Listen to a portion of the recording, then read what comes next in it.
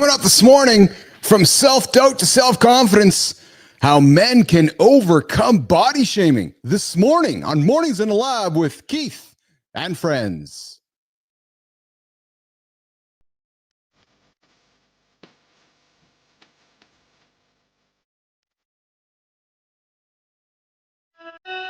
Welcome to Mornings in the Lab, where excuse when something negative comes up. Building muscle improves blood flow. Nobody is expecting, John.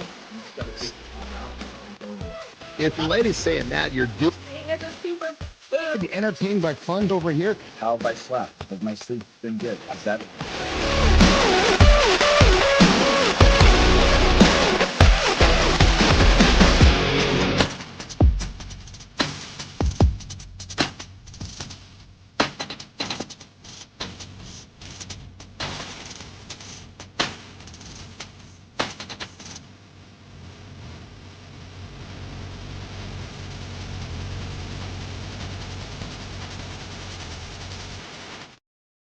There we go. Good morning, everybody. You got the uncle back. Uncle Keith's back in his saddle. Mornings in the Lab is here to rock and roll, you guys. Let's get up. Maybe you don't want to get up. Maybe you want to roll over. No, I think it's time to get up. Don't hit that snooze button this morning, guys. Hey, we're here to talk body shaming. Listen, body shaming doesn't go away. No way, baby. Even as we get a little bit older in life, we still seem to body shame each other, and it's got to stop. We're going to talk about it this morning. Danny Delvecchio, the #1 video maker on LinkedIn, is here to hang out with us this morning. He's going to tell you how to make videos that produce. We're really privileged to have Danny hanging out this morning. Jory Jazz is coming up with the protein break. We're going to come in and talk about foods that affect the wood, man. Yeah, true story. Foods that affect the wood. If you want to get some action with your partner this weekend, you might want to make some different food choices. And apparently, guys, pistachios are now a complete protein. We're going to dig into some of the Bonnie Blue news that came out over the weekend. And we got somebody who's cuck-queening with an AI. And the husband is okay with it. Hey, listen, guys, this is a show where we drop some content that might be questionable for the children. This is a show where John Anderson might say a bad word or two or three or four or five. So I invite you guys to put the headphones on the kids or walk them out of the room, as unless you want to increase the tip jar of tips coming to the kids. All right, Jimmy, let's bring in the big man himself. Let's bring in Mr. Anderson. Yes, buddy. How are you, pal? what's happening, brother? Oh, I'm good. I'm pretty awesome. There's supposed to be a blizzard here today in Manitoba, Johnny. Like blizzard, but it's not here yet. Yeah. Have you ever been in a blizzard before? This is just a world I don't understand. I was just thinking, you have no clue about a blizzard, eh? Like none at all. Well, here's the thing. Yeah. I just don't quite understand why people choose to live in those environments. Because we all have choices. You know what I mean? You can choose to not go through the drive-through. You can choose to not live in a place where there are blizzards. Now, keep in mind, I'm sure it would be fun to visit. You know? Oh, man, it's so true, right? So I'm often questioned, Keith, so why do you still live in Manitoba? Well, I'll tell you why. I love Manitoba. My family's here. My home is here. Yes, it gets pretty freaking cold. I'm literally an airplane ride away from anywhere else on the planet. But yeah, you know, you do raise some good points that hey, we don't got wildfires and the crazy shit that happens in Cali, but we got the blizzards, right? Well, you know, but on that level, brother, I mean, I say that as a joke. Yeah, because I know. when it comes down to it, it's just like that old pair of shoes that we love. Yeah. And it doesn't fucking matter why we want to wear them, because we love them. So shut the fuck up. Isn't that You know? true, right? It's like, Yeah. it's almost like me saying to you, who the fuck are you to question why I'm living here, right? 100%. 100%. I make it with a joking sense, you know. 100%. I always make the joke of, Yeah. you know, keep in mind, it's like I can say, you know, you don't have to shovel sunshine, and then people could look at me, well, you don't have to fucking pay 75% fucking taxes for living in a state that's gone bananas. You know, every place has got their problems. Just you pick your problem. Exactly. Yeah, exactly. There's something magical about a blizzard, buddy, especially when you know, growing up here in Manitoba, going to school, you wake up and, you know, mom and dad are like, oh, Johnny, there's no school today because there's no buses running. And, you know, you look outside and there's snow drifts over the door, snow drifts over the roof. And it's just, there's something magical about the whole thing, right? And brother, I love extremes. I'm a cliff. If you couldn't figure that out, you and me both. Yeah. And in the desert, man, it's fucking crazy. We have these monsoons. Like in August. Really? August is monsoon. It's fucking nuts, dude. It's magical. It's I did not know that. Honest to God. Oh, dude. Like I will go out. Like we have this in the back of the house. So if you come out the back of the house, there's a pool, and then beyond the pool, there's the guest house. Beyond the guest house, there's a lake. Yeah. So it's just kind of nice little area right behind the house between the guest house, and I got a couple chairs out there I smoke in. Oh yeah. These monsoons roll in, right?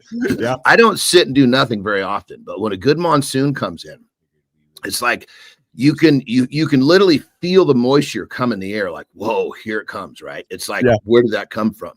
And then here's the coolest part, dude. Thunder, it's probably 20, 30 miles away, but it never stops. Bum, bum, bum, bum, bum, bum, bum, yeah. It just fucking keeps going. Like 30, 40 minutes, it'll do that.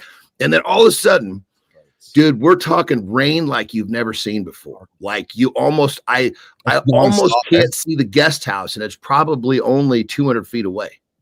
This is a great metaphor. Wow. Whoa, like crazy. Like you can't see the mountains. The mountains completely disappear. You lose visibility. There's actually warnings to get off the road. You're not supposed to drive it. No kidding, eh? Speaking of driving, did you guys go dirt biking, you and Tara? Yesterday we did not go dirt biking. We're going to go today. Okay. She had a rough one, man. She didn't sleep much last night. So, I just told her, I said, look, baby, we can switch our schedule. But what we had a nice little, I guess you'd say, insertion for dirt biking, literally. we work some life expectancy, Yeah, well, yeah. Well, when you use insertion, I've got to think there's something going on with that. We just inserted life expectancy into the dirt bike time slot, and we're gonna pull that. We're gonna do it today. So it's what she needed. She needed a distraction from the pain, so I was happy to give it to her. Speaking of insertion, there's a media report here, Johnny, where a young lady. Oh yeah, here we go. A young 1,000 insertions in an hour. I know right now. Oh, I know Jimmy's just fucking rolling his eyes because he has no idea what I'm going to say next. A young lady, a 22-year-old young lady, screamed in pain, Johnny, as she exited the MRI machine because they found out that she had a metallic butt plug inserted in her anus. It's like a big magnet. Yeah. The MRI machine is like a magnet. It's what it is. Good morning, guys. I mean, hope you guys had a great day yesterday. You got a piece of metal in your ass, and you have a fucking magnet the size of a fucking car pulling on that thing. Of course she was screaming. What's so fucking funny, brother? What's so funny? It's Marty. Marty walks in, and you and I are talking about a magnet in some chick's ass, and Marty's like, well, the magnet nobody asked how I'm doing or anything like that. Hey, Marty, how's it going? How was your day yesterday? Mark, what's up, brother? You just dive right ass, in. Straight to ass. although he might be coming strong with the white boy humor, coming in cold like this. Martin needs to warm up for this stuff. That's the whitest humor I've ever seen in my life. Oh my God, boy. You don't say good morning to somebody. You just go straight to the jokes. Right into it. When I was wrestling in Japan, right? So I don't know if you remember wrestlers' names. They're still active. MVP and Shelton Benjamin were basically right. MVP was right behind me. Shelton was to my right. And those dudes would always be looking at me, shaking their head, man, going, this is just white boy humor. Well, never. So, guys, good morning, Amy Reiner. I see you there in the comments.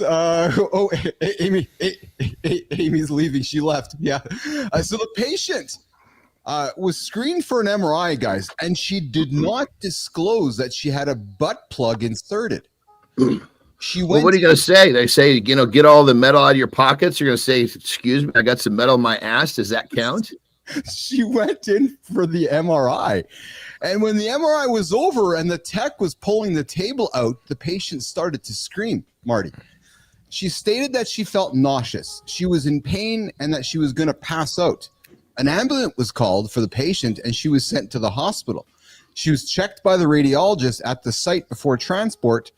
And at that point, they discovered that she had a piece of metal in her ass. So They I bet she didn't know. I bet she didn't know because those things are covered in some sort of, I don't know, jelly or some sort of real soft plastic. She probably didn't know there was a metal piece in there. Well, I'm sure she did not know that there was a metal piece in her ass when she went for the MRI. Marty. Hey, so, we also talk about how AI is taking over the world and just everywhere, all over the planet. So there is another story coming out of actually New York right now. Guys, a 28-year-old woman, Marty. Oh, Marty, she's off the market for you, pal. A 28-year-old woman configured ChatGPT to act as an AI-powered boyfriend because she is going to cuck queen. What's cuck queen? So it's gender swapping of cuckolding. You know what cuckolding is, right? Where you might like your wife having sex with another man and watching it and filming it and being a part of the whole. So you're kind of third person, Johnny, where you're that to me was pre-marriage. My thought was once I get married, I'm gonna leave all that stuff behind. Well, it's easier to keep the fucking boat going in a straight line when it's just the two of you. Could not disagree with you more. Well, apparently, so I bring this up because this fellow, Marty, it's like, so Johnny and I are taken, so we're looking at you, brother. It's like you being okay with your girlfriend having you have a fantasy AI girlfriend, and then you telling her all the stories that you're participating with intimately with this AI cuck queen. Christopher Martin. What are we doing nowadays, man? What is the world coming to? Mike McQuillan, we are talking crazy shit this morning. Unpredictable. Good to see you here, pal. Mike, I'm talking about the fact that there's a 28-year-old man and a woman in New York City where they're openly engaging in in polyamory or cuckolding or cuckolding with having AIs in the middle. People are fucking weird. People are fucking hard weird. To argue, man. Hard to argue with that. Speaking of weird, how was the gym, Christopher Martin? Oh, now you want to ask about me? Nah, it was cool, man. It was cool. Were guys putting their weights away yesterday or what? Yeah, we had one issue. Yeah. But, you did have one issue, eh? Did you have to walk? I'm always having issues. Yeah. Did you do the old McGregor and say, put the fucking weights back or what? I actually did walk over there like McGregor. I did my walk. Yeah. Yeah. If you didn't hear yesterday's episode, you're not going to get that joke. Yes, yeah, this is true. Yeah. We had a big show yesterday, man. Holy smokes. Big conversation, big turnout, a lot of great conversation. Folks calling me, texting me after saying, wow, you guys had a great show yesterday. And I had a guy text me yesterday and said, I could not get over the conversation you guys had about squirting. Like, nobody's talking about squirting. I'm like, well, we're showing. That's I love, man. That's Jesus Christ. I'll tell you, if that's not an exciting topic, I don't know what is. I agree, Johnny. So I remember.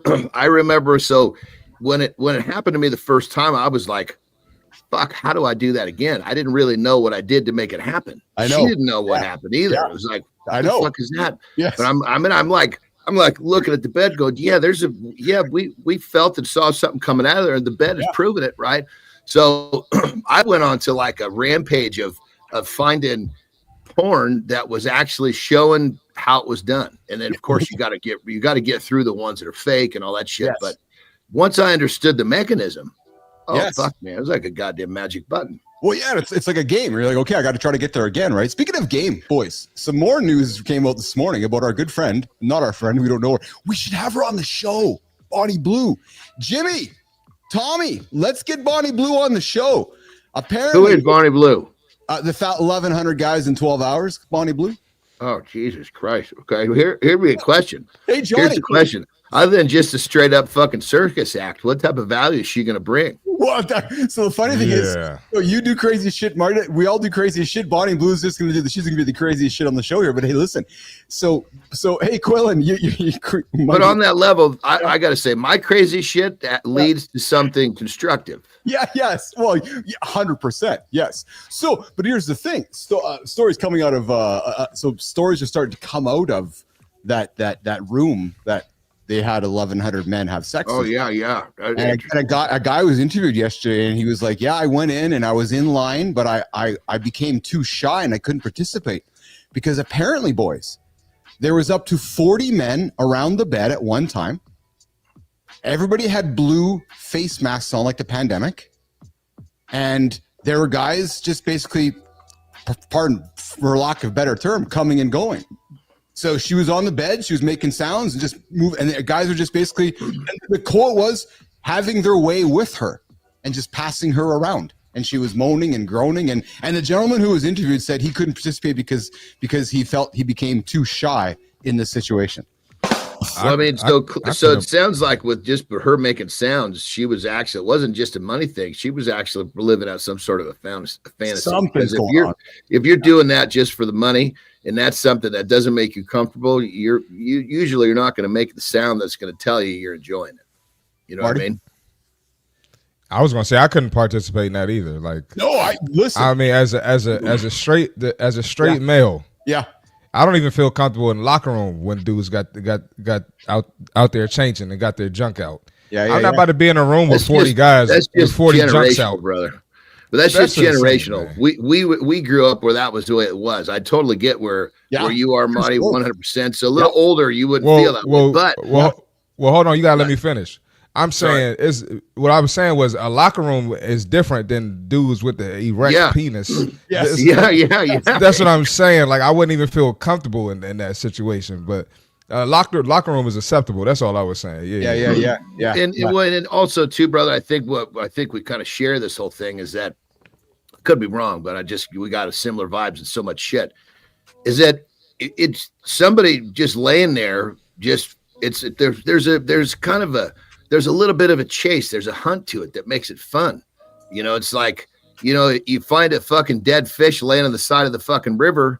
That's no fun taking that home to eat. You want to catch the motherfucker. Well, that's exactly it. Am I right, Marty? You're absolutely right. You're right. I mean, just sticking it in, that's fuck, man. That's the easy part. Getting to that point. That's the part that's that's the art to the fucking whole deal. Well, speaking of eating, if you can't eat it, then I don't want to touch it. So, if I'm in a room with 30 and 40 guys, there's no eating going on. You're like, oh, all right. There's nothing very interesting at all about the entire. Were they using condoms, or were they just freaking bare skinning this? Oh, I don't know, but I have to assume. I have to assume they got to be using condoms. Have to. Or what you were going to say? What were you going to say, Keith? Oh, I have to assume that. Like I have to. Assume all of the situations were sorted out, right? Yeah, that's crazy. Because you're gonna have an idiot come in there, knowingly having something, and just spread it. Because I don't know why people are like that, but there are people out here like that. So yeah. I hear you. So I got to think that there was that situation. So, but here's the thing, hey boys, as we're starting the conversation here. So that young lady was at 1,100. Like, what's the next milestone? Somebody going for 2,000 or 3,000, and like we talked a couple days ago, Marty. It's just we're having these interesting conversations is one thing, but I definitely say I'm on the fence with having somebody like that on the show, because then it's like, okay, are we just literally laying out clickbait, or are we basically having a lot of fun and being crazy, giving value? Listen, that young lady more than likely doesn't uphold the same values we have. So while it would be fun, it would probably be a short-lived experience, just like the gentleman in the room.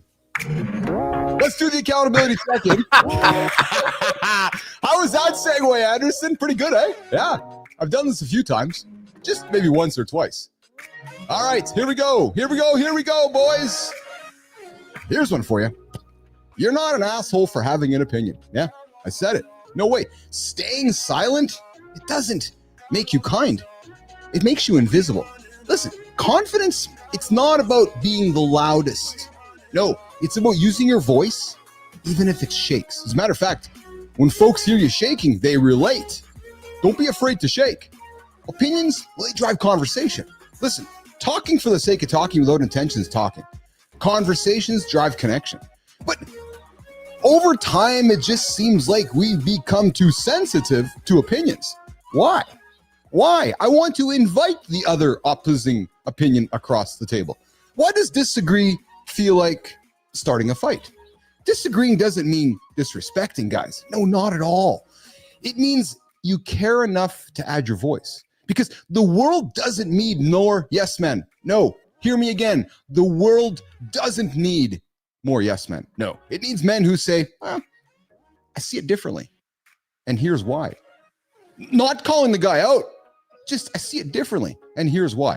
So listen, let's bring conversation back to the equation. Let's welcome a different point of view to the equation. Here's where it goes. It starts with this. I have something to say. I got something to say, Marty. I got something to say, Johnny. Speak up, guys. Not to win, not to crush, but because your voice matters. Most importantly, guys, conversation matters. So I invite you, as you go through your day today, invite a conversation with somebody who you know might have a different point of view and see what happens. There's the accountability check in this morning on Mornings in Live with Keith and Friends. Conversations are great. Hey, listen, I was, talking with the guys a lot here about this idea of talking. So much of us talk for the sake of talking, but we don't have what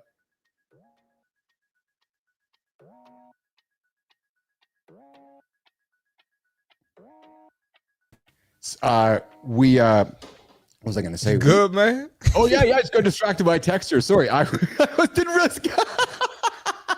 You can't do that, Keith. You're the only one on the screen. You can't do that. Stared at my phone and I got a text here. Yeah, what the hell was that, man? I'm walking back here and I'm hearing this. All of a sudden there's a fuck. I guess his headset went out. Maybe his audio went out. Then I find out he's distracted by text. Shit, man. This guy. Hey, John, he's a rookie. John, he's a rookie, man. There's the live conversational content happening here on the show this morning. Oh, good stuff here. Hey, Johnny, news broke yesterday. No, last week. You're gonna love this one because I've seen you drop content about this before. Men, I got something for you guys. You looking for your protein? Johnny, pistachios apparently are now considered a complete protein. I want to hear about this. Yeah, pistachios are fucking good, man. I know you really love good. your pistachios. I just had some the other day. Did you? Yeah. So let me find my my notes here. But I knew that this would get you because where the heck did I put it now, though, actually, guys? John, so when we talk, so while I'm finding that, when we talk complete proteins, talk to the audience, John and Marty, about complete proteins and what that means and so forth. To boil it down, to make it simple, because Jory could give a much more detailed explanation, but think of it like this.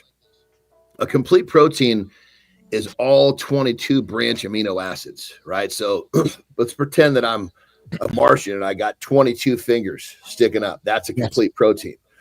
Well, then let's say we got like a whey protein only has like 4 or 5 of these things up. So now all of a sudden you've got 4 left, right? The other 18 are gone. Steak is like, 19 or 18. So I shouldn't say steak, beef. So the more fingers sticking up, the more complete the protein, the better, the more usable it is for the body. So the more these fingers are distorted or more fingers that are down, the less that basically is less of the 22. That makes sense. So I still need to understand how all this represents all 22.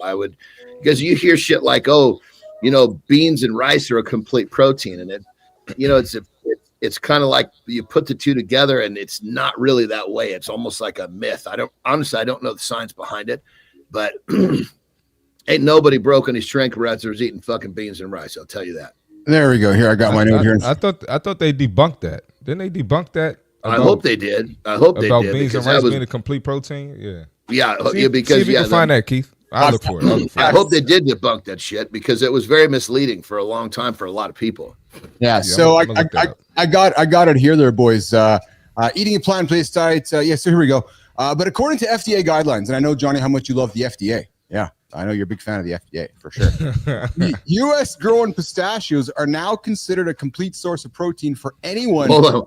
Why is it got to be a U.S.? That tells you right there it's a fucking hustle. Jesus Christ. Game is over. Debunked. So a pistachio fucking grown in other countries not complete. Unfortunately, the goddamn American people may believe this dumb shit, but that's bullshit. Isn't that true? Yeah. So listen, U.S. grown pistachios are now considered a complete source of protein. Here's the key. For anyone over 5 years old.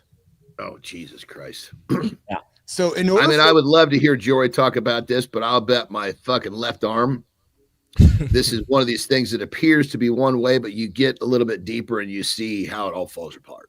Yeah, so using the protein digestibility, we'll bring it up with Jory here later in the show, corrected amino acid score, researchers determined roasted pistachios do in fact contain significant levels of all 9 essential amino acids. They now join quinoa, tofu, hemp seeds, and chickpeas as one of the few plant-based protein sources. So it says 9 essential. So that may be what they're talking about, because there's essential amino acids, there's non-essential, like for example, like an egg white is great for fucking protein, but it's not really that. It's not that. It's not. You can't compare an egg white to a beef. That makes sense. Yeah, absolutely. Yeah, 100%. And guys, why does this matter? Because up until now, and you guys know this, most nuts were considered incomplete sources of protein. So but you're not using a nut for protein. You're using a nut for fat. That's like saying people, I had some peanut butter on my fucking peanut butter jelly sandwich, so I had protein. No, you didn't, dumb shit. You had a little bit of protein and a whole bunch of fat. Well, that's what I hate. That gets confusing with folks is that there's that common thing. Oh, go have some peanut butter. That's going to give you your protein. No, folks love that. They love that. I know. They want to put peanut butter on everything. Put it in a protein shake. Put it on the freaking bread. It tastes good. And the crazy part about it is peanut. It's not even a fucking nut. It's a goddamn legume. Yeah, I love which peanut means butter. I love it's almond not butter. an essential fat. Yeah. Yes. Yeah, but it causes troubles, man.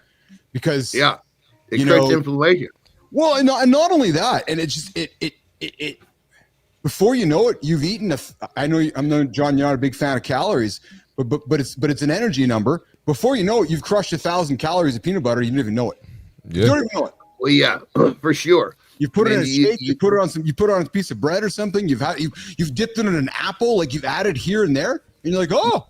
The kiss of death is just open up the peanut butter jar, put the lid on the fucking counter and a spoon. I'll just have a couple little bites. Oh. The fucking thing is like, listen, you put that lid on the fucking counter, don't put it on, just throw that motherfucker away because you were lying to yourself. You're going to eat that whole thing. That's why I taped this motherfucker up, Johnny. The best peanut butter on the planet is Adam's peanut butter in a glass jar. I taped this up last year because I have zero self-control with this thing. Like zero. You still have that thing down there, huh? I do, Marty. Yeah, because it's a reminder of what is my evil. It's that reminder of what's on my other shoulder. It's like Johnny's reminder of the mirror, right? Like that, because that's evil for me. I cannot open that jar up with a spoon, John, Marty, and just have a little taste. It doesn't work. It just doesn't work for me. So I just choose not. Like moderation, I can't. And John, I know you relate to this. There's some things I cannot do in moderation. Well, I agree with that, but I just choose to phrase it a little different. I don't say I cannot. I say I have a real difficult time being moderate with those items. I know the gym I manage, a lot of my front desk staff, they have like little gummy worms and Cheez-Its and all this other shit. Oh, for the love of Christ. They always offer it exactly at the gym. They always offer it to me, and I say no, and they like, why? I'm like, once I eat one, I can't stop. Yes. So I don't even touch that stuff. Yeah. Because I just know myself. I'll go nonstop. It's like offering fucking cigarettes in the doctor's office waiting. Jesus Christ. I agree, man. We got Amy Reiner coming here. She got a good call. She got a great quote. Peanut butter is frosting in fat form. That's exactly it. It's just, let's crush some peanuts and make it smooth and let's just eat them. Well, the crazy thing about peanut butter is you can have like too big of a bite of frosting. You might get a little choked up. There's no such thing as too big of a bite of peanut butter. No, you don't get that, the too much sugar from the frosting. That'll shut me down. Peanut butter. I do love that because I watch your videos. I know Marty does as well because I'm a big fan of what I'm going to say next as well. I love the what is it? What is it called? PB2, the dried peanut butter where you add water to it or milk and you turn it into peanut butter. Oh, I love that, man. That's my peanut butter replacement. That's a good little hack for guys that are looking for peanut butter replacement. But I'll put a little bit of sugar-free salted caramel. I know. I've seen, yeah. Ooh. Yeah. No, I saw your video and I'm like, hey, I've done that before. Like because I've done some of those hacks of you because I'll look at my pantry. Okay, so how can I make this stuff taste better? I'm like, oh, there's some sugar-free maple syrup, and that just fucking makes it go awesome, actually. Yeah. You know, you guys have up there, dude. Yeah. Remember my clients that are now friends, Tyler and Chris, that were here? Yeah. They sent me some, excuse me, some Canadian brand, excuse me. Yeah. Sugar-free maple syrup. Yeah. Oh, it whoops the shit out of what is down here. It's like a different level. Really? Oh yeah. Oh, I haven't had that. Not even comparable. It was like when they sent me 2 bottles. Get some Canadian maple syrup. I opened up the first one, took it, tried it. I was like, I took the second bottle, gave it to Terry. I said, please put this somewhere where I don't know where it is. That's awesome. All right, listen, guys, let's do it. Canada's good for something. Huh? Canada's, hey, the 51st state is good for something. Exactly. All right, we're going to get the fit tip going on here. We're going to come back, guys, and talk body shaming. I know it might seem like an odd topic, but I'm going to tell you guys something. I'm going to tell you something. Get this, guys. Listen to this. Quickly. 25%.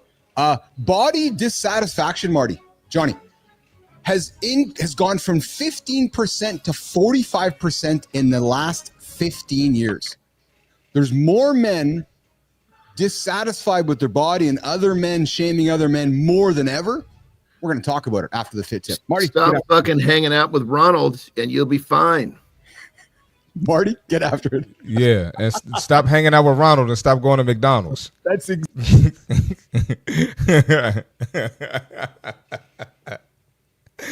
Oh, that's a piece of content for me. Anyway, all right, let's get to the fit tip. I guess this is kind of this will lead into the conversation that we're going to have after this. All right, stop listening to negativity. All right, what does that mean when it comes to your fitness? When you get on your journey, if you're not surrounded by fit people, you're going to have a lot of people that try to throw you off. It happens. If you don't have anyone doing that to you, consider yourself lucky, right? You're going to have people saying, hey, you're doing too much. You're trying to be a bodybuilder. Oh, you look too skinny. For the ladies, oh, you're losing your butt. Whatever it is. Oh, you're obsessed with the gym. You're doing too much. Whatever it is. Stop listening to these people because more likely than not, they don't have the result that you want.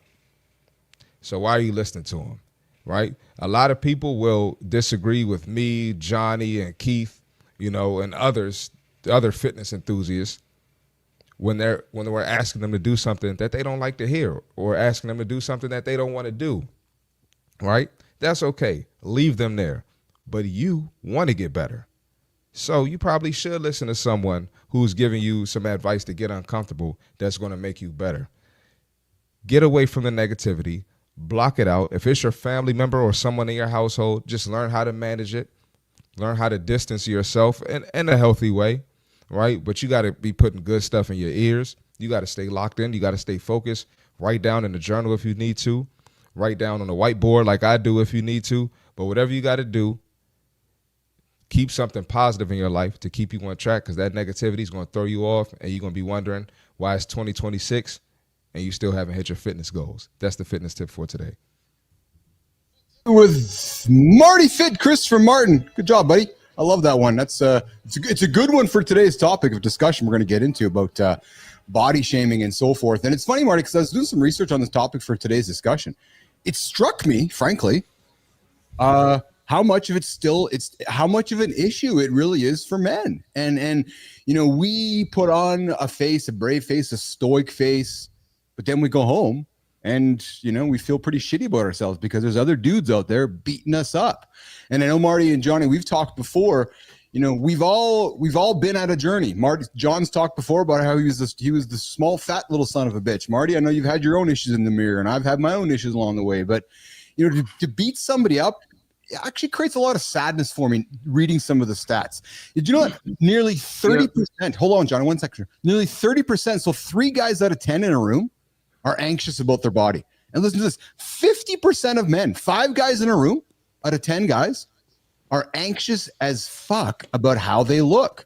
And then the last one, Johnny, before I throw it to you. Frame it, is 15 years is what we're talking about? Yeah, the last 15 years.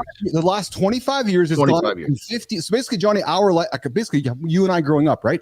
The last 25 years, it's gone up from 15 to 45%. And here's one that really struck me. Almost 64% of men reported being dissatisfied with their bodies. A good opportunity for you boys to get some business, but more than half the men walk around not feeling very good about themselves, and then send me that stat, Keith. Send me that stat. Yeah, and then being shamed by somebody else.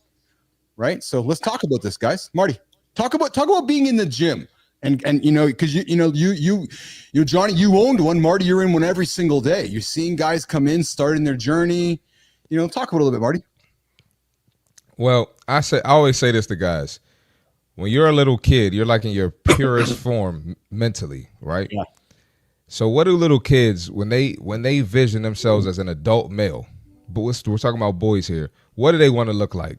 Superhero. Superman, Batman, exactly. Black Panther, whatever it is. Yeah. And most of these guys don't look that way. So it's definitely messing with your head. Yes. Right? And then they go and they run up to me and Johnny. I don't know about Keith, but they run up to me and Johnny like we are superheroes. When we see little kids. Yes.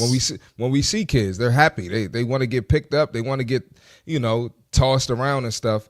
And a lot of guys, they struggle to do that with their kids. So men, we got to get it together. A lot of us are being shaped more and more like older women. I say aunties on my show. We being more shaped like the aunties. So, and that's just a sign of low testosterone. So, however you want to put it, I don't care how much money you're making or whatever, right? We got to increase testosterone. We need that as men. Go ahead, Johnny. I know you itching, Johnny. Good morning, Jeremy. Good morning, Jeremy Cunningham. I see you there in the comments, and Scott Benzie. I see you there as well. Adam Holroyd and the gang. I love you guys are here having this conversation. We're talking body shaming right now, guys.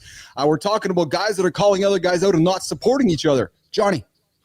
Yeah, I'm just going to take. Marty's got he's running right up the gut with this thing, so I'm just going to pick up where he left off and keep on going because what he's saying is totally correct.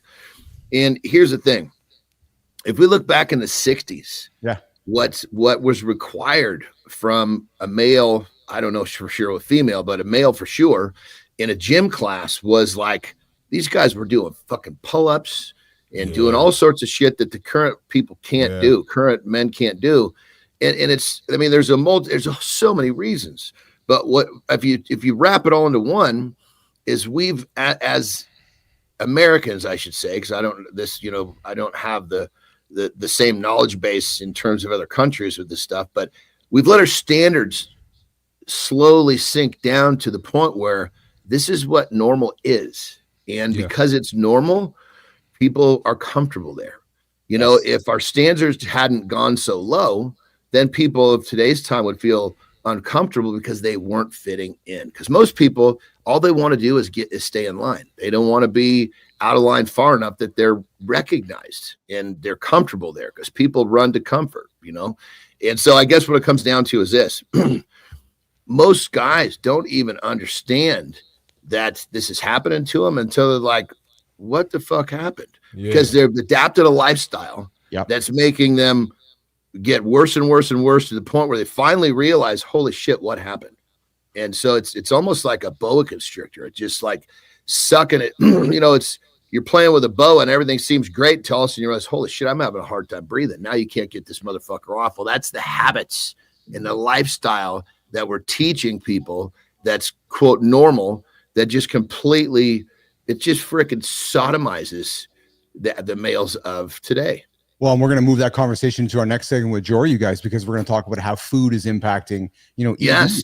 Right. And that's part of it too. Our food from the 60s versus now, you can't compare, but you can't just blame the food because we're not teaching our people to say no. Yeah. A cumulative decision. Still a choice. It's still a choice. It is. But what's also a choice, Marty, is how we treat, and here's where I want to continue this, boys, is how we treat our other men, colleagues, friends, brothers around us. Right. So, some of the common types of body shaming, and again, some of this might just seem cliche, but it's not, because the stats are telling us that, guys, you're going to work today, you're going to be in a room of 5 or 6 or 10 guys. Half the guys in that room aren't feeling very good about themselves. So maybe, just maybe, I know we all like to have fun because especially us men, we tease through humor, and then because I say to Marty and John, if I stop teasing, there must be something up. Here's the sensitive part of it, right?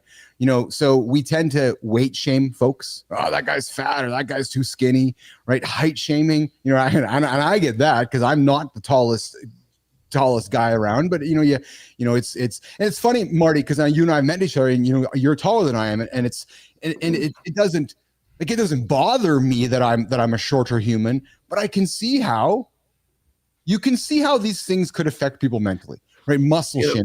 I had somebody, we had somebody who was on the show the last little while here some guy said to me, "You're just a waste of skin." And it's like the words we choose can make others feel pretty crappy. But people that are shaming, sorry to interrupt, brother, but the people that are shaming, they're really not upset with the person that they're shaming. They're upset with themselves. It's just easier to make themselves feel better by saying, because here's the thing. As a leader, I consider myself a leader when it comes to other humans, other men. Yes. I have to figure out what type of statement do I need to make that's going to inspire them to take that first. Yes. Sometimes, like I got buddies that we've got a relationship where I know there's no question that they know that I love them. And I can't tell you how many times I've said to buddies, listen, you need to have some fucking self-respect right now because you are not recognizing what you've let yourself do. You are not who you want to become. But now someone I don't know, that I don't have that, there's no way I can say that to them. Yes. Well, I gotta agree and disagree. Yeah, because Keith, especially, you know how I am. Yeah, I think we've gotten to a point in society though where we're not speaking up and people are getting coddled and encouraged to go the wrong direction. So totally the way I grew up, shout out to my mom. My mom was like, you need to get it together, right? My mom was very direct with me, and that's kind of how I am today with my content I make. And so I think that is necessary. Now, can you go overboard, if you're getting disrespectful and calling people names? Absolutely. But I know for myself, if I'm going to make a change and if Johnny's coaching me or Keith coaching me, I need y'all to be like, hey, Chris, you need to step it the fuck up, get it together. Yeah, I don't need you to make me feel good. So I think there's a balance where people do need to toughen up, but at the same time, I guess some people do go overboard. But we got to get as a society. And where I want to come with this, Marty and Johnny, this is great discussion, guys, because you gotta get your shit sorted. I got a son, so I'm the same way, boys. Johnny, you got daughters, I got a son. So I'm like, you got to get your shit sorted out, man. You got to get your shit sorted out. And I'm not going to say to cancel everything from the past. That's not what I'm going to suggest.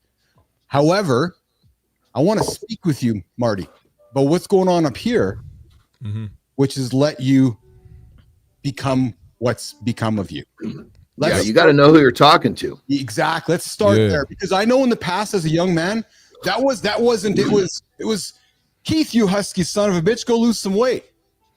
Oh, well, no, hold on a second. I got some shit going on in my head that I need to figure out before I can go on that journey. And that's just all.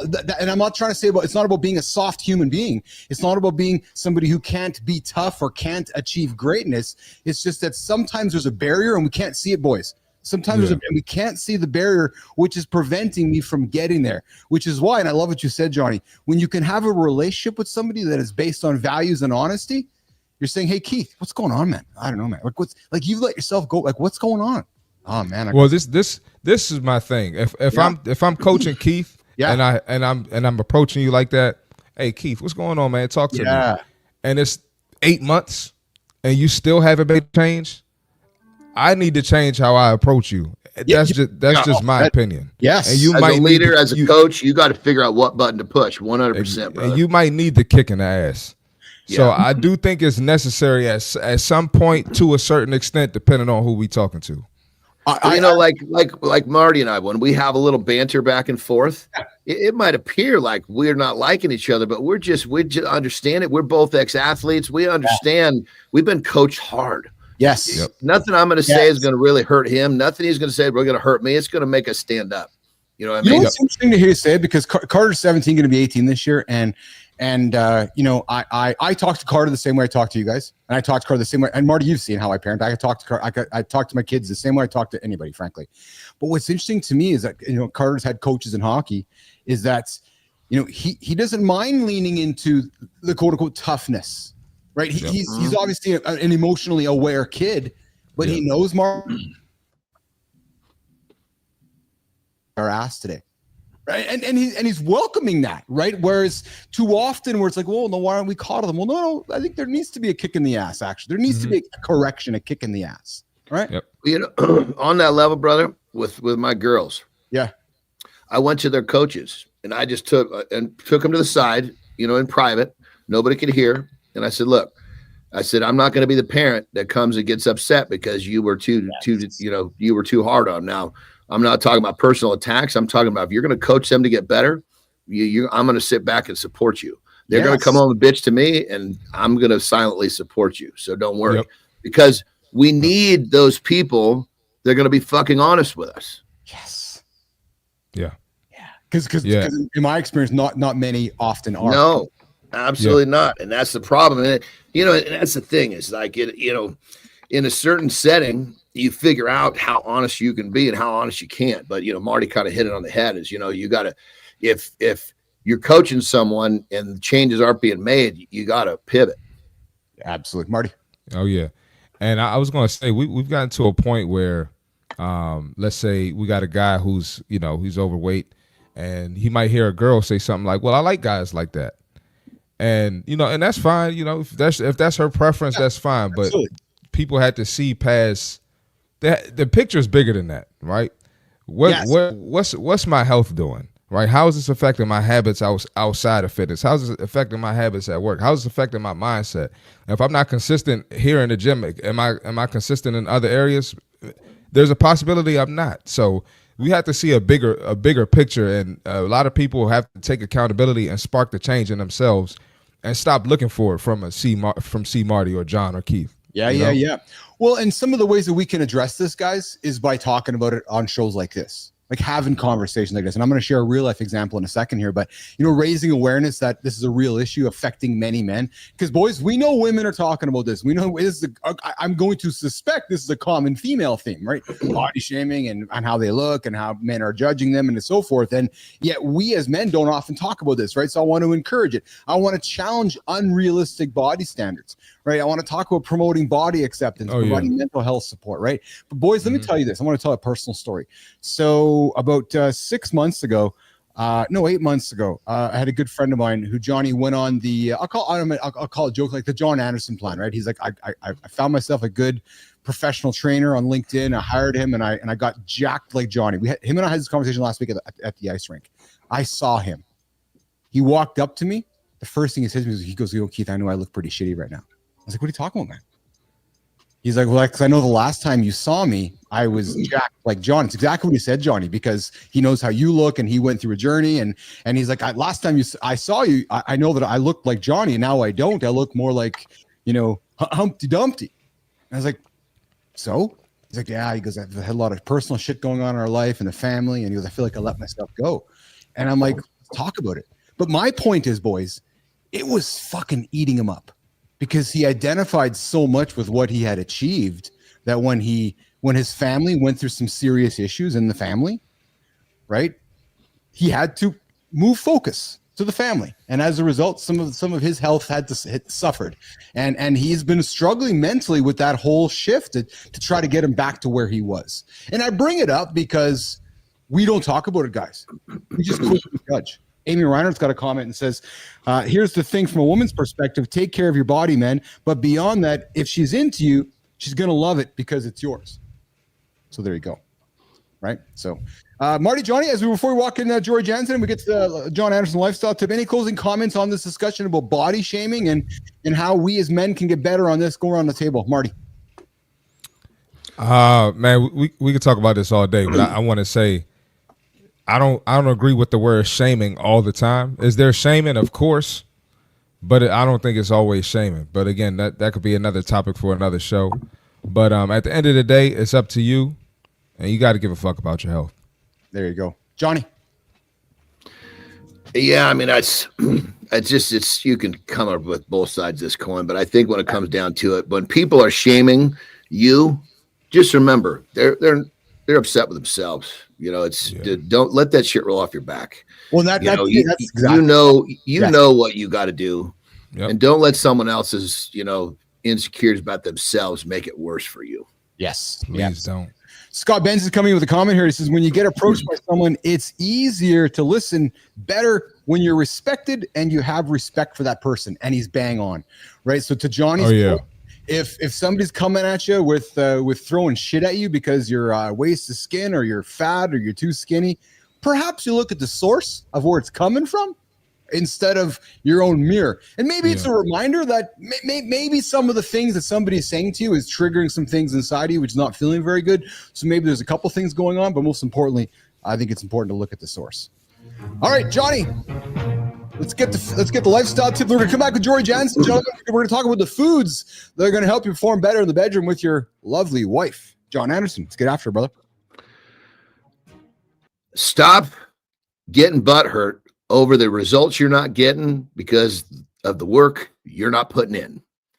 Here's the thing. If you put in the work with some consistency, you're going to get some results.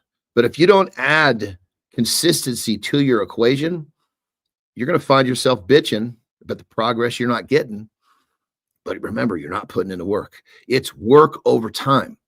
Put together a routine that you can easily maintain on a regular basis for the big picture. Commit to this and watch the results start trickling in. And the longer you do it, the better it's going to feel, the more momentum you're going to gain, the more results you're going to get. So remember, stop bitching about the results you're not getting for the work you're not putting in. Rock and roll. Well, on a Friday morning loop, Mornings in Live with Keith and Friends, lifestyle check with John Anderson. Good morning, Jory Jansen. Good morning. Hey, how are you today? I'm good. I'm good. We're a little bit later than usual, but you know what? We'll get it done. We are a little bit later. Yes, we had a big conversation about body shaming and men body shaming, and I'm not sure if you heard any of it, but it's a thing, Jory. Just a quick little stat for you, but you know, in the last 25 years, Jory, men's body dissatisfaction has gone up from 15 to 45%. And you know, Jory, in a room of 10 men, almost 65% of the men are looking around not satisfied with their bodies. That's sad, isn't it, Jory? It is sad because it'll even start at 10 years old. I've had 10-year-old boys with lists of foods that they are not allowed on their phones. I'm unfortunately not surprised. And there is more and more research on males and men because in research, we didn't ask the right questions. They were very much female directed. And so now we're changing the questions, and now we're starting to get the answers that were always there. It's not that men were never dissatisfied. There wasn't that dysmorphia, you know, around their body. Yeah. Right? It's always been there. Just unfortunately, just like most research does include men because they're easier to study than women.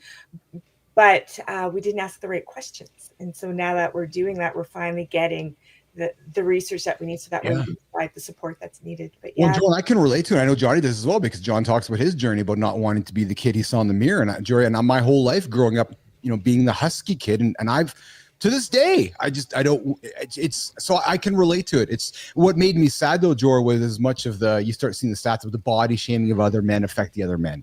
Right, which is, it's like, really, guys, come on, can we not be better than that?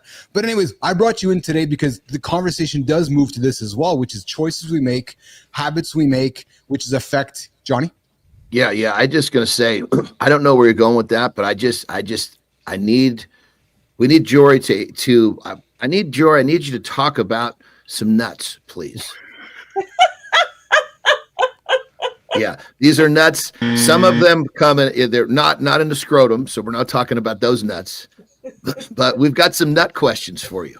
Yeah, like what? We talked about pistachios earlier, Jory, and apparently pistachios are now considered a complete protein. Good segue, Johnny. So, Jory, do you know about pistachios being considered a complete protein now? Yeah, you know, it's the amino acid profile, right? And so if you have those essential amino acids in there, then it can be a complete protein. And oftentimes we're not just eating singular options in a diet, maybe in a moment, but within the day, the more variety of all foods that you include into your, and I don't like to necessarily say diet because people are so triggered by it, but into your nutrition plan or your health and performance plan, then the more likely you're going to meet those requirements. So you can even be plant-based now and still meet them. Now, there's other things that we want to look at as for sure, but yes. So nuts, seeds, pumpkin seeds, what you're if we look at the protein profile is great, but then if we're looking in terms of erectile dysfunction, yes, good segue. blood flow. Good segue. Yes, right? Yes. So if we're looking at blood flow, then we want to look at everything, and omega-3s is definitely a part of that. And you're going to find that in a lot of your nuts and seeds. And there's going to be other nutrients that help with blood flow, like flavonoids. And that's a real quick, Jory, outside of nuts, define a complete protein. Like you said, if we just said, forget the nuts, let's leave the nuts in the scrotum for a moment, and let's just talk about the definition of a complete protein. How would you describe that? I would describe it as food sources that contain all of the essential amino acids. So that way you're getting that into your diet. And so if you're missing 1 or 2 amino acids, it's not a complete protein. Yes. But forgive me, isn't there more than 9? Are there more than 9 amino acids? Yes. Yes. And so does the pistachio have all of them? I haven't looked at the whole profile. Yeah, because as the way I understood it, and then keep in mind, obviously my experience has been in the trench. I learned a ton of shit backstage in bodybuilding and overseas, and 22 branch amino acids is complete. I was unaware that a pistachio had all of those. Now, some of those may not be essential, but all 22 is complete. 21 is not, whether we're talking about essential or not. Do you agree with that? Yeah. And even so, if you're thinking about that too, we don't want to get the media providing a bit of like overemphasizing a food. Yes. So whether it's complete or not, if you're trying to get your protein from pistachios, man, you're gonna have some gut rot. So, yeah. Right? Yeah, well, that was part of our conversation because the whole thing was released. It said the FDA has said that U.S. grown pistachios are complete. I was like, this is a fucking hustle, man. I honestly, I would have to read that report. I haven't read it, but I don't know anyone that can get all of their protein from eating a food and thinking that that's going to be it. But does the pistachio have all 22? It has the 9 that are essential, but does it have all 22? I don't believe it does. Well, and perhaps that's the angle they're taking in terms of complete. Yes, that's exactly what I was saying. It's kind of it's a statement that most people can't see the backside of. Yes, you know what I mean. Yeah. So as we move to as we continue the conversation, we're talking erectile dysfunction, ED, and foods that help and don't help. Jory, we know most men know. I'd like to think about the foods that are not helping us in the bedroom. Because I literally got questions here on my feed here, guys coming and going, tell us foods that we can eat. Yeah. That's going to help me in the bedroom. So give me a choice, Keith. Tell me, okay, I can't have the bacon. Well, what's going to Ronald doesn't sell any of these foods. So Jory, let's talk about the foods that can help a man in the bedroom. Yeah.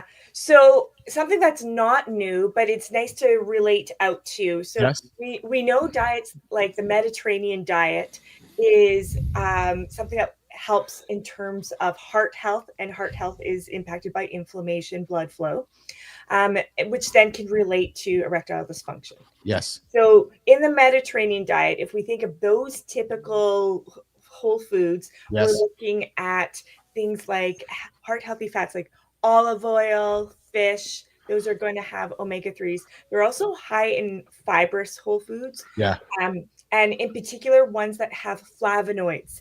Flavonoids is an antioxidant that helps with blood flow, circulation. The penis needs, blood flow for it to work. Yes. So things like berries, citrus apples, grapes, those are going to have flavonoids. So the more variety of fruits and vegetables, things that increase nitric oxide in the body. So like your dark leafy greens, your beets. Yes. Those are also going to help with blood flow, not just for ED, but for your brain health, like overall. 100%. Yes. Magnesium and zinc are micronutrients. So macros, everybody. Yeah. Carbs, protein, fats. So your micronutrients like magnesium and zinc, those low levels of those are linked to erectile dysfunction. So making sure that you're getting foods in that way. If food isn't working, then supplementation, but be careful because supplementation of things like zinc can become toxic in the body. So that's why it's food first, supplements to enhance. And that causes too much zinc actually can cause kidney issues, correct? Yeah. So yeah, Is that right, eh? Okay. Yeah. Never heard that. That's why I'm always, which is kind of nice about being a dietitian. Yes. That food first is always the focus. Oh, I like that. Yeah. Well, that's what I like about this conversation because again, I pride ourselves in having real conversation for men that perhaps others aren't having. And we know, Jory, that as men get older, blood flow starts to change. The penis starts to act a little differently. And when we want to be intimate with our partners, sometimes the equipment doesn't work. We make decisions over the years. We wake up, we look in the mirror, and maybe we've had a lot of bacon and eggs over the years, and we want to be intimate with our partner. And it's like, it's not working. And sometimes it's going to the doctor, maybe, looking for ED medicine. And guys, this is normal, man. This happens to men. It's a fact of life. So here the conversation is, are there ways that we can make accumulative decisions throughout the day which help us prevent or slow down or work in conjunction, right, Jory? Absolutely. So if you want your bacon and your eggs cooked in bacon fat, you could. It's just remember, if we look at our trends, it's how much and how often. Yeah. Right. That's the big thing. If you want that, go for it. Just let's figure out what's important to you, and that's going to help you make the decisions. Right, in terms of your day to day, could you plan in advance? I was talking with some hockey players last night. We were doing a Zoom cook and chat, and I was like, it depends. At this level, everyone else you're playing is also at this level. So what are you going to go from optimal to optimized? You choose, you decide. And so last time we were talking about keeping the gut healthy. Well, guys, start with that. Like what foods, high fiber foods, making sure that you're getting the high fiber, which is the prebiotic, to help the probiotic work. So things like kefir and yogurt and sauerkraut and kimchi, those things to create a healthy gut bacteria. So you're actually absorbing magnesium, zinc from the foods that you're eating. And the quality of food goes a long way with all this too. Absolutely. I love this discussion so much, and we're going to wrap it up because in my experience, Jory, the foods you're talking about are typically led by the wife, the female, it just seems to be more of the female going for the kefir or the kimchi, and then the men get dragged along by the wife. I don't think I'm too incorrect with that. Am I wrong, Joe? Or I would say for a lot of my clients, yes, I've had a little bit of a mix, but it doesn't have to be that way. It can be a partnership. Yes. Right? Yes. Yes. And I think that's the coolest piece. And so whenever one partner comes to me and wants to work with me, I say, that's cool. Can we bring your partner in? Are they ready for this? And if they're like, so it's like a 2-for-1, right? And I'm like, yeah, it's because it's partnership.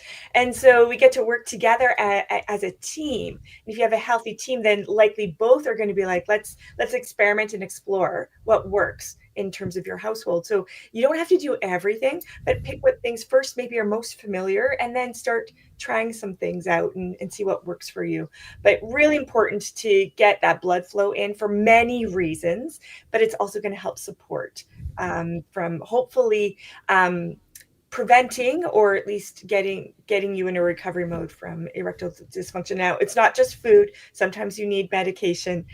There's other lifestyle factors, which all of Keith, you muted on horizontal. Yeah, you're absolutely right, Jory, and that's where I wanted to come with this morning. Is that we absolutely can eventually make our way to the doctor if that's the choice we need to make, but let's perhaps start in the kitchen. Right, Joy? Yeah, it's just like my husband looks after the finances because I don't like it. But do I make sure I'm in a partnership so I know what's going on? Yeah. You bet. Right. So each of us have our roles. And if it is one partner more so than the other over the nutrition, that's cool. They're head of their management, they're CEO of that. But everyone's CEO of their own body. So you have to get invested. Yes. Right? Yeah. And the lifestyle that you choose to lead is going to correct so much stuff. You go to the doctor generally speaking, doctors have given up on trying to help someone with their lifestyle. If they were even, had some sort of an urge to do it to begin with, they're just going to prescribe. So if you change your lifestyle and you still need help from the doctor, that's the order in which you need to go. Don't go to the doctor first. get the medication and then start changing your lifestyle. That's backwards. Yeah.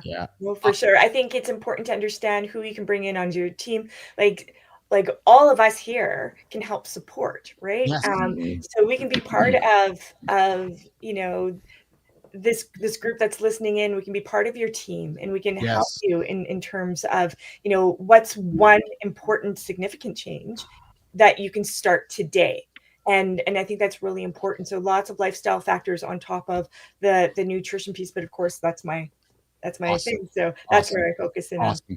Jory Jansen joining us here this morning, talking foods and erectile dysfunction and foods, men that are going to help you guys. And I hope you guys all in the comments. I see you, Adam. I see a good time. I see you, Scott. I see a bunch of you guys there.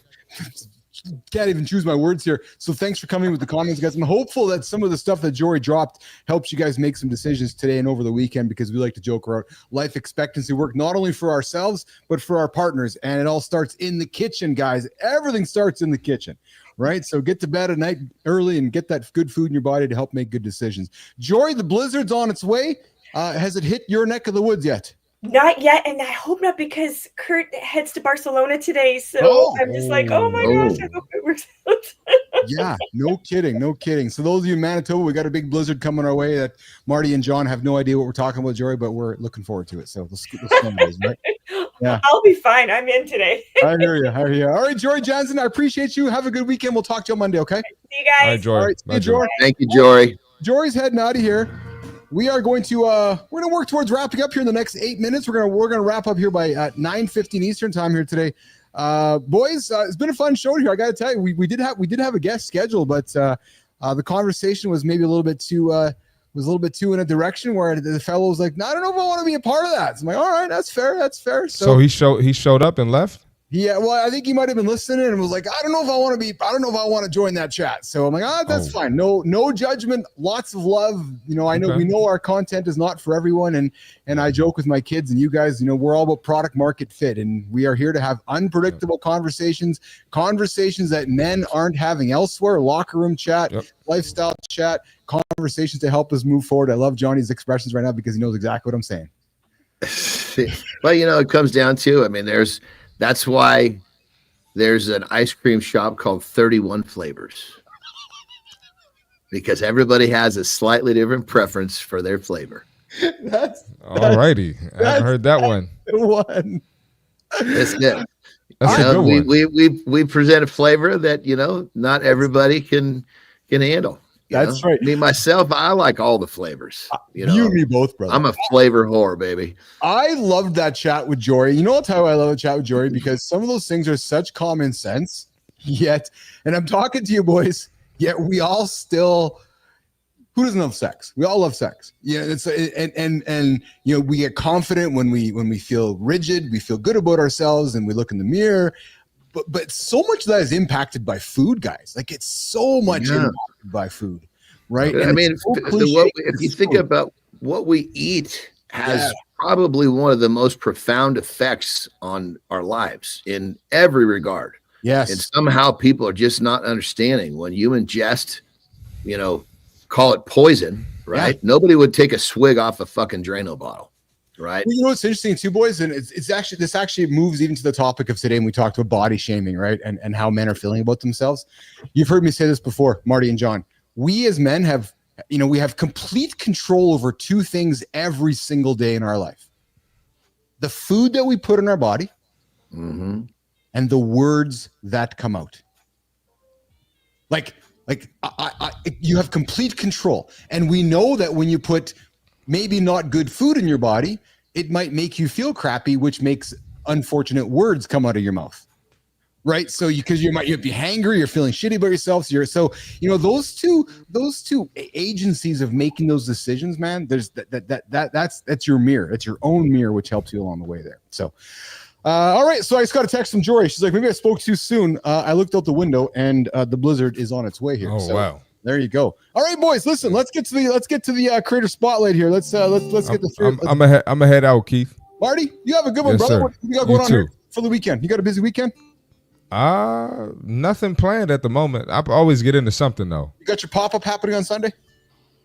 Might do it tomorrow. We'll see how I feel. Nice. Yep. Awesome. We'll see how I feel. Yep. All right, pal. You have a good loop. All right. We'll catch you along Yes, the way. sir. Okay, pal? See All y'all right. tomorrow, man. Yep. All right. All right. I mean Monday. Yep. Yeah. Yeah, that's it. Have a good loop, brother. All right, right, Marty's y'all. out of here, Jimmy. We're gonna get to go with the creator spotlight there, Jimmy. I got the horizontal feed up here, pal, and I'm just gonna look for my my notes here, which are right there. Oh, Johnny, you're gonna love this one, man, because I think that you're going to relate to this just because of a choice of words, and I know I am as well. So, replace, husky with chubby, and replace chubby with husky, and we're talking same thing. But here's the thing, pal. So today is the creator spotlight. Years ago, this guy, he was a chubby banker. He was stuck in that exact mindset, Johnny. Long hours, bad habits, excuses on repeat.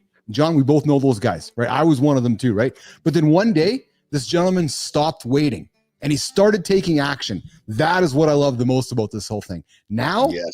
he's on a mission to help 500 men and women over 30 feel and look years younger. Now imagine this. Imagine getting in your best shape with just 60 minutes a week, right? No calorie counting, no endless gym hours. And I know, Johnny, you're all about that, right? Making good decisions, eating good foods, right? Just a system designed for busy achievers like you. So today we're going to meet somebody who's a coach, an author, a founder of an award-winning vitality program. He's helped hundreds transform their bodies and lives, and now he's ready to help you. This guy is going to help you shed pounds, sculpt the lean body, rediscover energy, build momentum with small wins.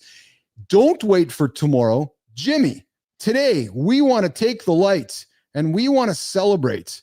Mornings in the Lab with Keith and friends, just getting my buttons going here. We're going to celebrate a fellow who's in the United Kingdom. His name, John Anderson, is Richie Nakana. Richie, we're celebrating you here today, brother. And I'm going to tell you right now, Richie, the man here with me relates extensively to you because I love how you call yourself from former chubby banker turned fitness and peak performance guide. John Anderson himself reflects upon his journey as a chubby fat kid, and he's worked his way to a lifestyle that he's very proud of, helping men like you. Richie, he's all about sharing a roadmap and helping turn thousands of achievers into peak performers along the way. Richie's in the United Kingdom, and he's got a great LinkedIn profile. He's all about creating content that helps his audience look to him for action, look to him for results, and look to him to help achieve some of their best goals in life. So, Richie, here's how it works, my friend. This is the Creator Spotlight. What we like to do is celebrate somebody in your world. So, Richie, we want to invite you on the show. Come join the Community Corner, and I would like to have you on the show and celebrate somebody in your world, in the Creator Spotlight, who you helped change, or somebody who's doing some great things in the world. So, Richie, we're celebrating you, brother. Hope you have a good one. Surprise, surprise, surprise. Nation, I invite you to check out Richie Nakana over on LinkedIn.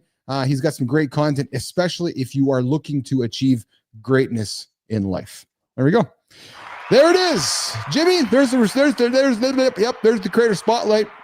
Keith and Johnny are going to wrap it up here this morning and get on with the day. Johnny, what's going on, buddy? It's a good one. Good show, good week this week. I had a great show yesterday. I'll tell you, we had a good experiment over the last few months with Flinner here, and we're back doing some crazy things and having some fun with the whole thing. That's it. What do you got going on for the loop this weekend? What do you got going on for the loop this weekend, pal? Well, today is going to be a dirt bike day. I got more interviews, building out the team. But these interviews are actually they're in the afternoon, so it's different part of the world. Oh, yeah. Hey, how are you? Here, let's share something for our audience. How are you finding these humans? How are you, or is one of your teammates? How are you finding? People come to me all the time looking for work. I mean, in my DMs. So basically, we just basically have a list of people over the years that have come and looked for work, and then at that point, as we need them, we reach out. Sometimes they're off doing something else, and I'm saying, hey, good for you. I mean, it's weird. People often will if they're doing something else, sometimes they're almost like, oh, that I'm like, no, listen, go. I hope it's best for you. I had a guy that was going to start with me earlier in the year, and he basically came back and said, hey, I'm sorry, I can't move forward. I found something that I believe is better for me. And he goes, I'm so sorry. But listen, do not apologize. Go get that shit. I am happy for you. Yeah. I mean, I want everyone to succeed. I say, everybody that I'm hiring, I say, look, I need this to work for you. Yeah. If it works for me, that's kind of a positive side effect. I won't hire you if it doesn't work for me. But if it works for you, then we're good, because it's not going to work if you are doing something that is not best for you and suitable to your lifestyle. Because I think a lot of times that gets missed. People want other people to fit into some sort of a box, and that box just wears them out. Well, you know what I love, Johnny? I'll take it a step further. I've gotten into a habit in my head, which is I not only want it to work for you, but I want your family, using you as a role play, I want your family ecstatic about you going to work with me, because I know that if your family is supportive, then instead of the family being the opposite, going, oh my God, dad's got to go to work again for that guy, or oh my God, that guy's got to. So if I can get the family on board going, oh my God, this employer, this company is awesome. Now you got a true win, right? Because you got the human, and you got the family, and everybody's aligned. You're all going in the same direction now. That's powerful stuff. Well, just this year, I've hired 2 people that they've been like, it's because I'm not one of these guys that says, I pay this for this job. I don't care where you're from. If you can do the job, well, you're going to get this. Yeah. And I hired this dude from the Philippines. Yeah. And he makes part-time working for me. He works 5 hours a day. Yeah.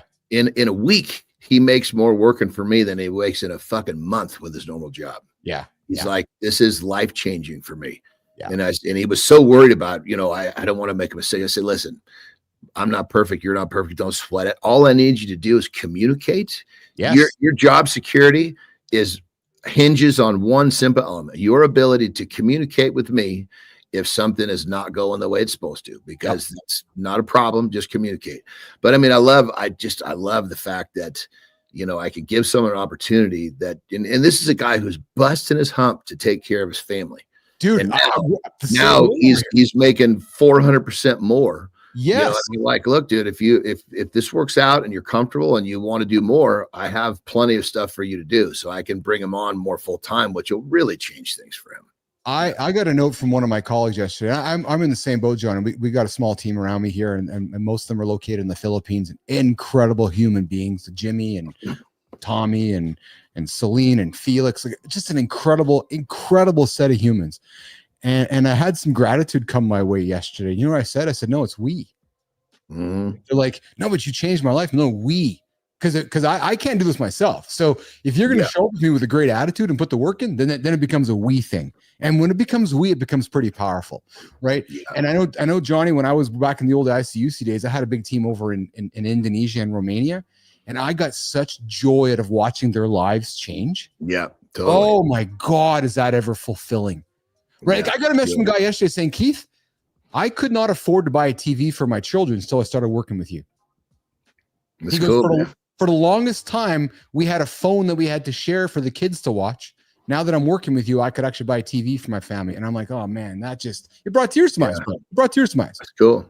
Yeah, that's what it's all about. It is what it's all about. Changing lives is I mean, unfortunately, there are many people in the world who don't get to understand how good that feels. It's the same way. I know you. I've gotten to know you well enough. It's the same way when you get a vibration on your phone and one of your clients sends you his first picture, and then 2 weeks later, he sends you another picture with a text that says, I've never felt better. I've never been more confident. I've never looked better. And because you've been in those shoes, and I know, I'm getting goosebumps. I know that your chicken skin is coming out because this guy is achieving the results that you know he can achieve. Yeah. And it's coming true for him. And you're like, yes. And you're like, and I know, because you're like, I'm just helping you in the right direction. You're doing all the work, brother. Well, I always make the joke is that, I have to kind of trick them in the beginning to believing that they can do it, because I know they can, because I understand how simple and straightforward it can be once they understand some principles I'm going to teach them. Yeah. And so I have to kind of trick them into believing they can do it until about 5, 6, 7 days in, they realize, holy shit, I'm actually doing it. It's like I tell them, look, I'm going to hold on to the back. It's like when you're learning to ride a bike and your dad's And it's like, I won't let go. I promise I won't let go. And next thing you look back and he's gone. Yes. You know, it's one of those scenarios, you know? Yes. Oh, that's a great analogy. That's a great analogy, right? Because you're right. But listen, I got your seat. I won't let go. I won't let go. And then what happens in most cases is they accelerate right out of my fingertips. Well, yeah. And I got to believe what happens too is that they start their journey with you and they get into this habit. They get into this new lifestyle of habits and discipline. Next thing you know, a number of days have gone by and they don't even realize that they're a mile and a half away from dad who was helping them with the bike. And like, holy smokes, there's 23 days behind me now. And I'm doing this on my own. You're like, yeah, you're doing it on your own, brother. You know, the crazy part about that's so true. And, you know, the people that come to me, they come for all different types of reasons. But the ones that are in like commission-based scenarios. Yeah. I mean, I've had people that have like tripled their income, but just by me teaching them how to reconstruct their basically habitual construction on a daily basis, and they'll triple their income. Hold on a second. Come back here. So you're saying to me, here's a bit here, pal. You're saying to me, guys will call you not only to coach them on a body change or a physique change, they want actual habits changed so they can be more successful at selling. Yeah, I mean, ultimately, they know that their lifestyle is holding them back. But what they don't know, they think, oh man, you know, I should be doing like 20% better, and I just keep it quiet. I'm like, yeah, we'll get your 20%, you know, times about 7. Because once that daily rhythm changes, they become so much more efficient at what they do, and in many cases, you know, they're sleeping more efficiently, so they have more time. And it's not even that they're working more, they're just better at what they do. Interesting. I never thought about that from that perspective. And dude, it's all about the fucking loop. That's 100%. Where the loop comes from. Yes, all we have to do is realign how your daily loop goes. And we got to remove a few things. We got to put in a few things, and we make it nice and simple. And the shit starts to happen by itself. And it's like, once that vortex starts pulling you in that positive direction, it's kind of addicting. They just want more and more and more. Yeah. That's awesome. All right, pal. Listen, we're going to wrap it up here. But before we do that, I got a text from Jory. She is saying to us that she's following up on our nut discussion about pistachios there, Johnny. Love Jory. Eh? She's just fucking on the ball, man. The non-scrotum nuts. The non-scrotum nuts. So yes, for the study report discussed today, they were likely looking at the 9 essential amino acids to make complete protein. Yeah. That's what I thought. So you're right. So it's not the full 22, right? Just the 9 for the pistachios. So I guess what we're learning, Johnny, is that the pistachios still is not the full complete protein. No. It's a good snack, gentlemen. It's a great choice, though. It's a great choice. It's just a little bit. They're just they're, you know, it was pretty clear that they're trying to give the U.S. pistachio a push. Yes. Well, there. On that note, boys, we are going to start walking out of the lab here this morning as the U.S. pistachio is kicking us out. What a fun week here in the lab here with myself, Keith Bilous, John Anderson over there. See Marty Fit driving himself to Gold's Gym. Hey guys, the only morning show for men. Mornings in the lab with Keith and friends. Keith Bilous, John Anderson, every single Monday to Friday, the morning loop. We live a very simple, boring routine, but what you can count on is us being here every morning at 8 o'clock Central Time. Johnny, love you, man. What a great show today. Good conversations. Value. I'm looking forward to the loop this weekend. Lauren's coming home tomorrow, so I expect that I'm going to be living longer by Monday. I was going to say you got some work to do. You got some catching up to do. I got some catching up to do, and I told her that too. So I love it. All right, brother. Have a good loop. You too, buddy. On behalf of Johnny, Marty, Jimmy, everybody who joined us this morning, Amy Reinhardt, Scott, Adam, the whole crew. Enjoy, you guys. Appreciate you guys. Jory, we'll see you guys later. We'll see you Monday. Let's get out of here, Jimmy.